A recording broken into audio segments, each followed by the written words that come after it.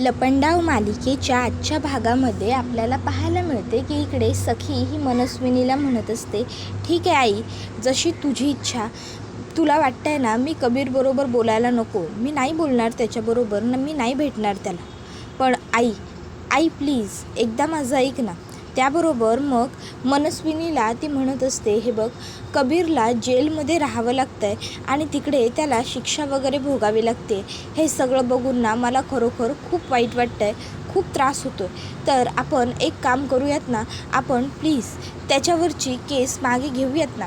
त्यावर गौतम काका विचार करतो की नाही नाही नाही, काहीही झालं तरी कबीरवरची केस सखीने मागे घेऊन चालणार नाही, नाहीतर त्याचा सर्व प्लॅन फ्लॉप होईल. मग गौतम काका म्हणतो, नाही नाही नको, काहीच गरज नाही आहे आपल्याला मुळात त्याच्यावरची काही केस वगैरे मागे घेण्याची. तो जी शिक्षा भोगतोय ती त्याच्या कर्माची फळं म्हणून भोगतोय, त्यामुळे उगाच त्याला ह्या सगळ्यातून बाहेर काढायची काहीच गरज नाही आहे. जे सुरू आहे तेच बरं सुरू आहे. आता मनस्विनी विचार करते, नक्की ह्या गौतमला झालं तरी काय, हा गौतम असा कसा बोलायला लागला. त्याबरोबर मग लगेचच मनस्विनी म्हणते, ठीक आहे सखी, मला विचार करायला थोडा वेळ दे, विचार करून काय करायचं ते मी सांगते. बरं चला आता सगळ्यांनी जेवायला चला, चल सखी जेवायला. आणि मग लगेचच आता मनस्विनी सखीला घेऊन तिकडनं डायनिंग टेबलवरती जाते.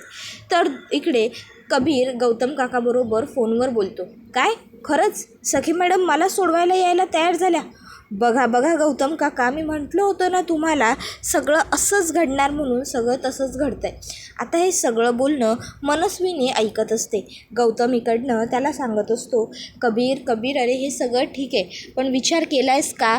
अरे कबीर किर्लोस्कर तुरुंगात आहे, ही गोष्ट जर बाहेर कळली लोकांना तर काय होईल? अरे हे जर तुझ्या मांना कळलं किंवा सखीला कळलं की हे नाटक आहे सगळं, तर कसा प्रॉब्लेम होईल ते? हे बघ कबीर, तुला जे हवं ते तू कर, पण हे सगळं करत असताना तुला त्रास होईल असं सुद्धा काहीही वागू नकोस. समजतं आहे का तुला मला काय सांगायचं आहे ते? त्याबरोबर आता मनस्विनी म्हणते, असं आहे तर म्हणजे कबीरने सखीसाठी ही सगळी नाटकं केली आहेत. आता मला पुढचा प्लॅन खेळावा लागेल. तर दुसऱ्या बाजूला इकडे या घरामध्ये कबीरच्या फोटोजवळ बोलत असतात. त्या कबीरला म्हणत असतात, बाळा अरे कुठे निघून गेलायस आणि कधीपासून गेलायस? पुरे झालं रे बाबा, आता ये परत ना घरी ये. तुला वाटत असेल रे तुझी ही आजी वृक्ष म्हणून, पण नाही रे, मला तुझी खूप आठवण येते. इतक्यात मानचा फोन वाजतो आणि त्या फोन उचलतात. समोरची व्यक्ती आता हॅलो बोलल्याबरोबर बोलू लागते, कबीर किर्लोस्कर, तुमचा नातू तुरुंगात आहे. वाटलं नव्हतं तो तुरुंगात जाऊ शकेल, आणि कबीर कुठल्या तुरुंगात आहे हे सुद्धा तो मांना सांगतो. हॅलो, कोण बोलतंय विचारतात, पण तोपर्यंत तो फोन कट करतो. मग घरी आता लगेच किरण येतो. किरण मांना विचारतो, काय झालं? त्यावर म्हणतात की अरे कबीर पोलीस स्टेशनमध्ये आहे असं एका माणसाचं म्हणणं आहे. आणि किरणला पोलीस स्टेशनचं नाव सांगतात. किरण म्हणतो, काहीही काय उगाच काहीतरी, असं काही नाही आहे, जान्हवीची शपथ. आणि मागे त्यांनी क्रॉस फिंगर केलेलं असतं. त्याबरोबर मग आता ते क्रॉस फिंगर पकडतात आणि आता किरणकडे रागाने बघतात. त्यानंतर आता त्या रागारागातच घरातनं बाहेर जायला निघालेले असतात. तर दुसऱ्या बाजूला इकडे सकाळ सकाळ मनस्विनीने खूप सारा स्वयंपाक बनवलेला असतो. आता सखी म्हणते, आई अगं काय हे सगळं सकाळ सकाळ तू एवढा सगळा स्वयंपाक कोणासाठी करतेस? त्याबरोबर मनस्विनी म्हणते, कान्हासाठी, म्हणजे कबीरसाठी. त्यावर सखी म्हणते, काय त्याच्यासाठी का? आई मला माहिती आहे तुला तो नाही आवडत आहे, मी त्याला भेटायला गेलेलंही तुला आवडत नाही आहे, हे बघ माझं चुकलं. त्यावर मनस्विनी म्हणते, थांब सखी, हे बघ मी शांतपणे बसून विचार केला. कितीही आणि काहीही असलं तरी आपण हे नाकारू शकत नाही ना की तो तुझा नवरा आहे म्हणून. आणि म्हणूनच मी विचार केला आहे की जे आहे ते आता स्वीकारायला हवं. म्हणून मग मी माझ्या हातांनीच त्या कबीरसाठी जेवणाचा डबा बनवला आहे. सखी म्हणते, आई नको ना प्लीज, हे सगळं करण्याची खरंच आपल्याला काहीही गरज नाही आहे. मनस्विनी टिफिन पॅक करते आणि म्हणत असते, सखी ऐक माझं, आपण आज त्याला जेवण घेऊन जाऊयाच. त्या बहाण्याने आपल्याला समजेल तरी कबीर नक्की खरा कसा आहे. सखी म्हणते, आई अगं पण. त्यावर आई म्हणते, सखी मी सांगते ना, तू चल बरं माझ्याबरोबर, आज आपण बघूया. आणि मग आता मनस्विनी ही सखीला घेऊन तिकडनं कबीरकडे येत असते. आता इकडे मनस्विनी मनातल्या मनात म्हणत असते की आज होईल खरं खोटं. खूप हौस आहे ना तुला सखीला मिळवण्याची? मग आता बघशीलच. सखीला मात्र असं वाटत असतं की मनस्विनी हे सगळं उगाच तिच्या जीवाच्या वरून मनाच्या खालून करते. सखी म्हणत असते, आई मला माहिती आहे तू हे सगळं मनापासून नाही करत आहेस. त्याबरोबर मग मनस्विनी म्हणू लागते की हे बघ सखी बाळा, असं काहीही नाही आहे, मी हे सगळं खरंच खूप खूप मनापासून करते, तो अजिबात वाईट वाटून घेऊ नकोस. तर तोपर्यंत मा ज्या असतात त्या पोलीस स्टेशनमध्ये पोहोचतात आणि आता त्या थेट कबीर जिथे तुरुंगात असतो तिकडे येतात. आता माना असं समोर आलेलं बघून कबीरला खूप मोठा धक्का बसतो. मानासुद्धा कबीरला तुरुंगात बघून धक्का बसलेला असतो.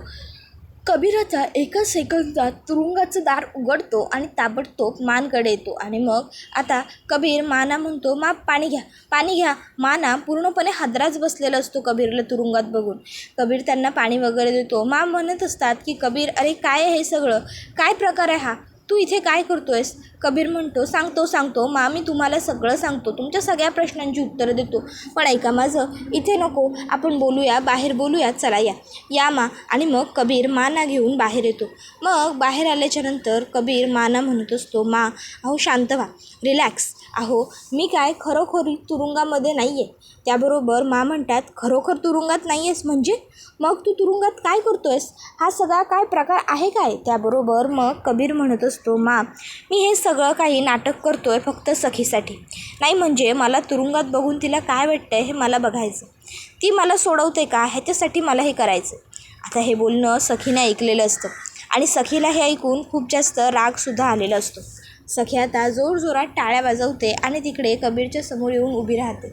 इकडे आता कबीर विचार करतो की बाप रे, आता सखीने सुद्धा हे सगळं ऐकलं आहे, सिच्युएशन आता आउट ऑफ कंट्रोल जायला नको आहे, काहीतरी करायला हवं. मग कबीर लगेचच आता सखीकडे येतो आणि सखीला म्हणतो, बेबी सरकार ऐका माझं, हे बघा ह्या माझ्या मा आहेत आणि मांना मी काय केलं आहे यातलं काहीही माहीत नाही आहे. जर त्यांना काही समजलं ना तर उगाच त्यांचा BP वगैरे लो होईल, म्हणून मला त्यांना काही सांगायचंही नाही आहे. तर मी त्यांना सांगितलं की मी हे सगळं काही तुमच्यासाठी करतो आहे, तुमचं प्रेम मिळवण्यासाठी करतो आहे, प्लीज बेबी सरकार तुम्ही काही बोलू नका. मग सखी ही काही न बोलता तिकडनं मनस्विनीला म्हणते, आई चल. आता त्या दोघी चाललेल्याच असतात. इतक्यात लगेचच राजलक्ष्मी पुढे येते आणि म्हणत असते, काय गं, काय आहे काय एवढं ह्या मुलीमध्ये की माझ्या मुलाने तुझा नाद केला काय रे? त्याबरोबर मग आता मात्र सखी ही म्हणते, तुम्ही? त्याबरोबर राजलक्ष्मी म्हणते, नाहीतर काय कबीर, काय दिसलं तुला या मुलीमध्ये, काय आहे हिच्यात?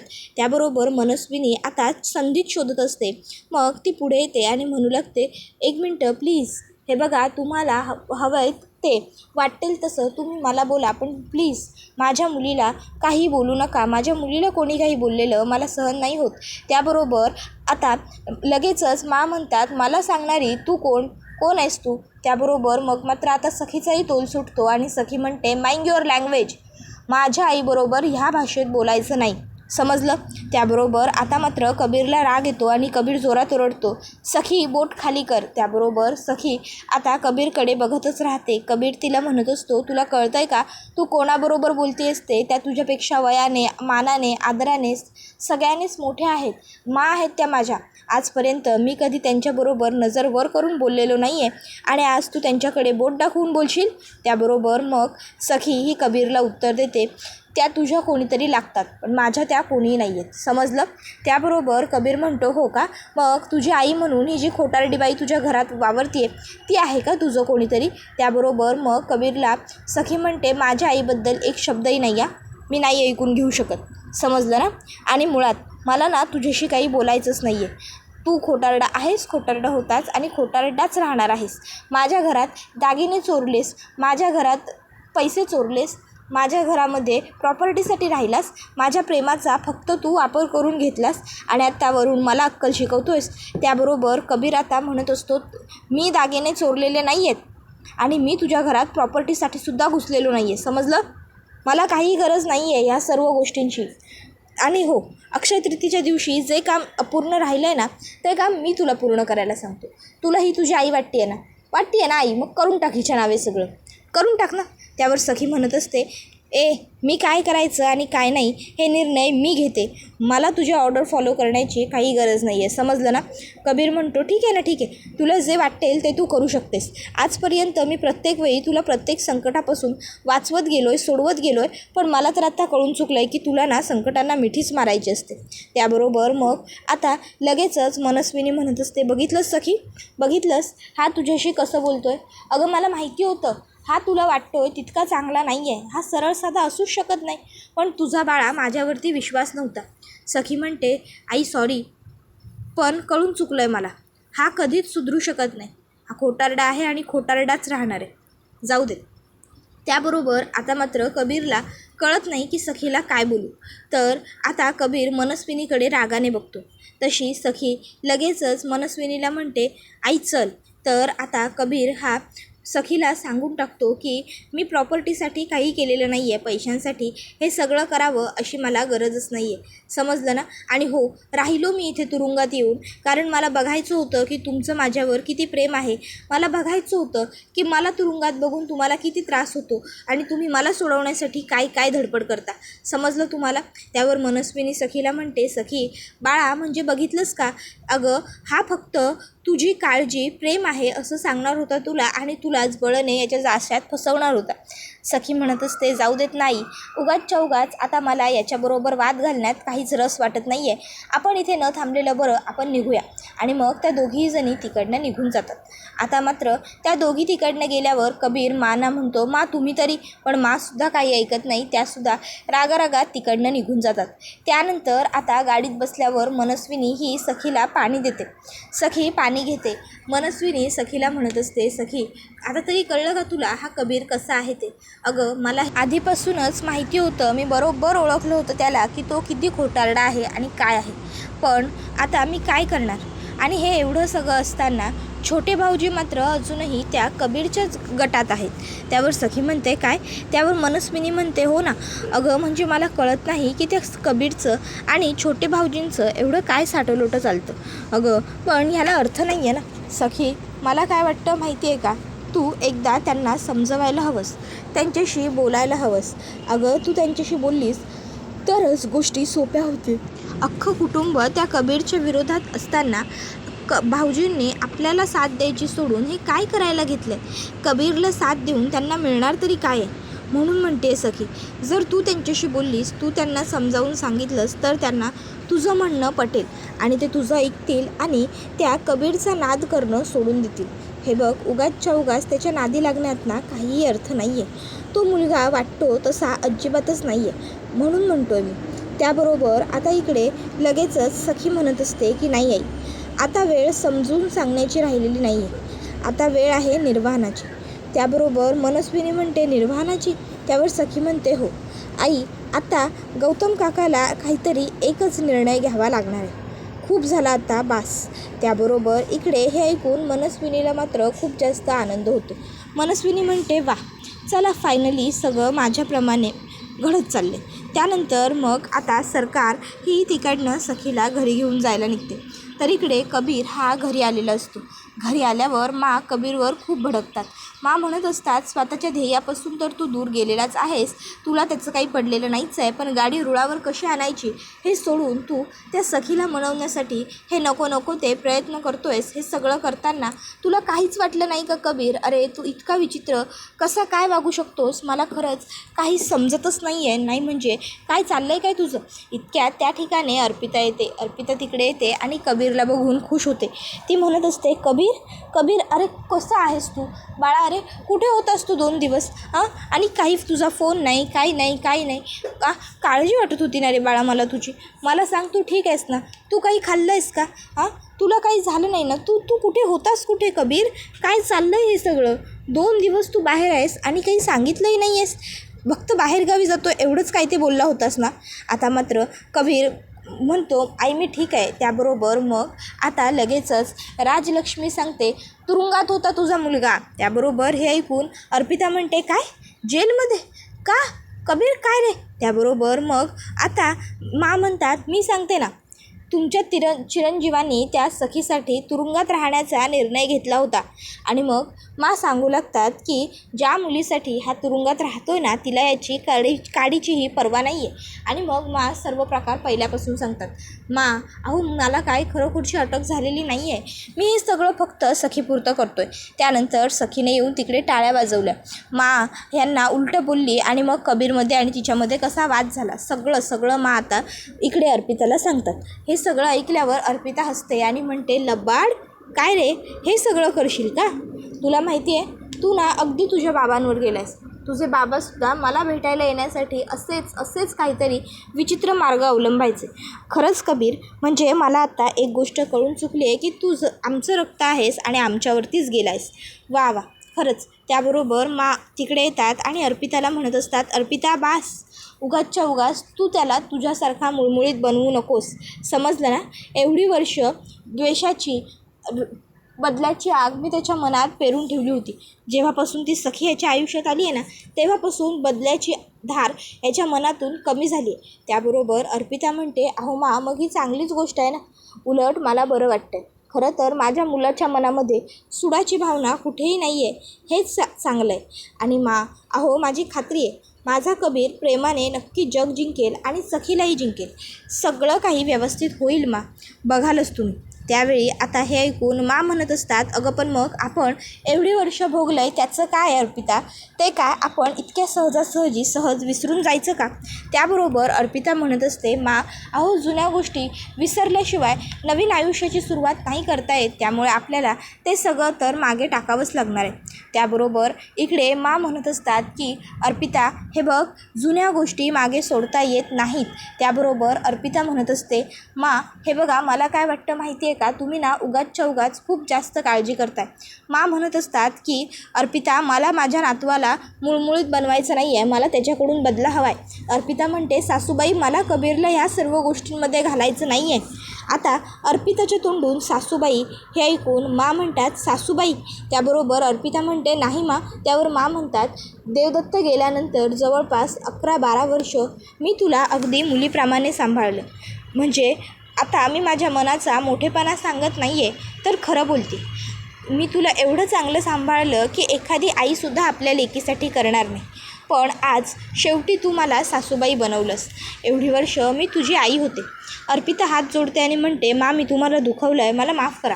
मा म्हणत असतात की नाही, माफी मागायची गरज नाही म्हणजे अजून ती सखी आपल्या घरातही आलेली नाही आहे, तर ही परिस्थिती आहे. आपल्या घरात भांडणं होत आहेत, कलेश होत आहेत. उद्या ती या घरात आल्यानंतर घराचे 2 भाग व्हायला वेळ लागणार नाही. मा तिकडनं निघून जातात. तर दुसऱ्या बाजूला इकडे सखी गौतम काकाला खडसावत असते. ती म्हणत असते, काका, तुला त्या कबीरबरोबर संबंध ठेवण्याची काय गरज आहे? आम्ही घरातल्या सगळ्यांनी तोडून टाकलेत ना, मग तू का? आणि हे बघ गौतम काका, जर तुला माझ्याबरोबर नातं हवं असेल ना, तर त्या कबीरबरोबरची असलेली सगळी कॉन्टॅक्ट संपवून टाक आजच्या आज. आणि जर तुला मी तुझ्या आयुष्यात नको असेल, तुला मी तुझ्याशी बोलणं बंद करावं, नातं तोडावं असं वाटत असेल ना, तर तू त्या कबीरचं काही करणार नाही आहेस. गौतम काका म्हणत असतो, सखी, तू नक्की माझी सखीच आहेस ना? नाही, कारण माझी सखी हे असं काहीतरी बडबडणं कधी शक्यच नाही आहे गं. त्यावेळी सखीच्या डोळ्यात अश्रू दाटून येतात, पण सखी स्वतःला सावरते आणि म्हणत असते की नाही, बरोबर आहे, काळानुसार माणसं बदलतात आणि माणसं बदलली की स्वतःलाही बदलावं लागतं. काका, मी आत्तापर्यंत इमोशनल फूल होते. जो येईल त्याला वेळ देत होते, प्रत्येकाचा विचार करत होते. पण आता नाही, आता बास. काका, आता मी ठरवलं आहे, आता मी प्रॅक्टिकली विचार करणार. आणि ही सखी प्रॅक्टिकली विचार करणारी आहे आणि ती तुझ्या समोर उभी आहे. त्यामुळे मी सांगते तसं कर काका. तुला काहीही करून त्या कबीरला सांगायचंच आहे की तुझे आणि त्याचे आता काही संबंध नाही आहेत. समजलं का? गौतम काका म्हणत असतो, सखी, हे बघ, असा तडकाफडकी कुठलाही निर्णय घ्यायला जाऊ नकोस, हे बरोबर नाही आहे. सखी म्हणते, काका प्लीज, मी जे सांगितलं आहे ते तुला ऐकायलाच लागेल. तुला त्या कबीरबरोबरचे सगळे संबंध ताबडतोब संपवावे लागतील. बाद झालं, आता मला दुसरं काही ऐकायचंच नाही आहे. त्या कबीरबरोबर मला कुठलेही संबंध नको आहेत. आता हे सगळं बघून गौतम काकाला खूप मोठा धक्का बसतो. आता घरातल्या सगळ्यांना खरं तर हे पटत असतं, पण उर्मिलाला मात्र सखीचा राग येतो. कारण सखी उर्मिलाच्या नवऱ्याला असा जाब विचारते. सखी म्हणते, काका, जर तू त्याच्याशी संपर्क तोडले नाहीस ना, तर मी तुझ्याशी बोलणं बंद करेन. बस. त्यानंतर सखीने आता वकील साहेबांना बोलवलेलं असतं. वकील साहेब कशाला आलेत असं विचारल्यावर सखी सांगते, मला माझी सगळी प्रॉपर्टी माझ्या आईच्या नावे करायची आहे आणि त्यासाठीच मी तुम्हाला बोलवले. तर दुसऱ्या बाजूला इकडे कबीर म्हणत असतो, मा, जे एवढ्या वर्षात घडलं नाही ते आता घडणार. मी आता सरकारला रस्त्यावर आणणार. त्याबरोबर हा व्हिडिओ इथेच संपतो. व्हिडिओ आवडला असेल तर व्हिडिओला लाईक करा. चॅनलवर नवीन असाल तर चॅनलला सबस्क्राईब करा आणि बेल आयकॉन आठवणीने प्रेस करा, जेणेकरून तुम्हाला पुढच्या प्रत्येक व्हिडिओचं नोटिफिकेशन मिळेल.